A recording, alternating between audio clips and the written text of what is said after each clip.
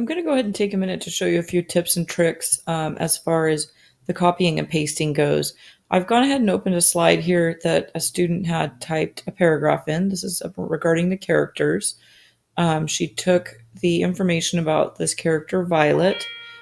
She took the information from her chart here, and down below you can see she compiled that and typed a complete paragraph. So I'm going to highlight the entire paragraph, including the character's name, and I'm going to copy it.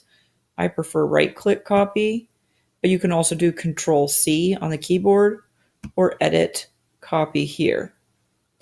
And I'm going to come over to our slideshow, and I'm going to paste that right into this box.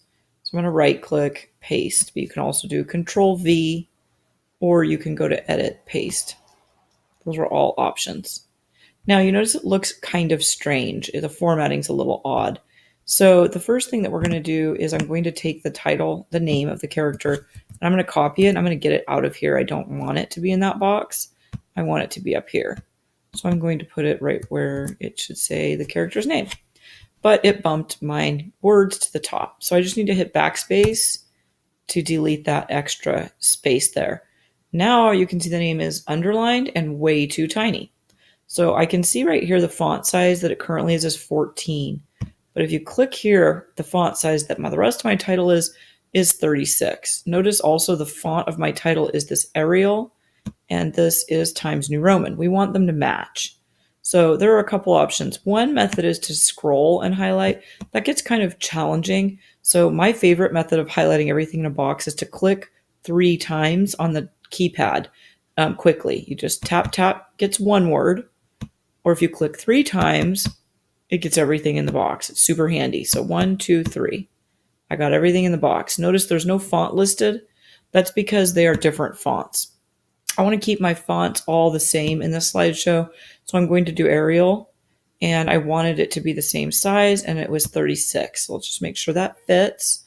It does not fit. So a couple of options. We can resize the text box so that the name fits on the same line, but then if you're going to do that, make sure you go ahead and even it out on both sides and possibly center it. The other option, if you don't want to resize, I'm going to undo those, would be to select just the character's name and to just make the character's name a bit smaller, and then it will probably fit.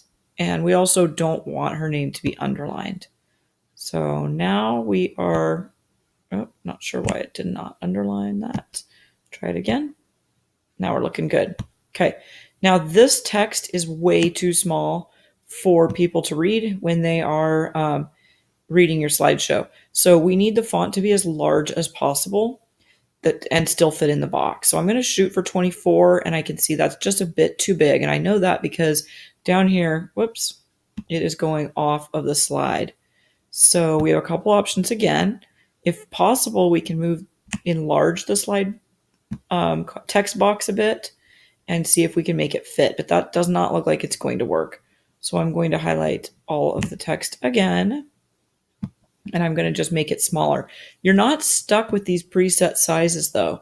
It's really handy. You can click in the box here where the text is, and you can just put in another number. So let's try 22, and then I clicked 22 and I hit enter, and I can see that it all fits really well now. So I might go a little bigger. Let's try 23 and then touch, oops, not 223. That'll be huge. Just 23, and then we hit enter and see what happens. Okay, still a bit too big. So let's go back to the 22. That was better. 22, enter, and that's perfect. I've got a couple typos here because this was just a rough draft. So anything underlined red, I'm going to put my 2 fingers and tap on, and I'm going to select the suggestion at the top. So you can see the spelling is corrected up there at the top.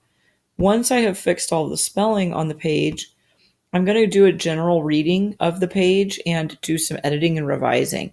We don't need to say I am going to tell you about, because it's obvious that you're going to tell us about it. So any phrases like that can be deleted, and we can just start right with the information about the character. So now I can see that we've got a description or the age, some things she loves, some things she does not like, and some other important information about that character.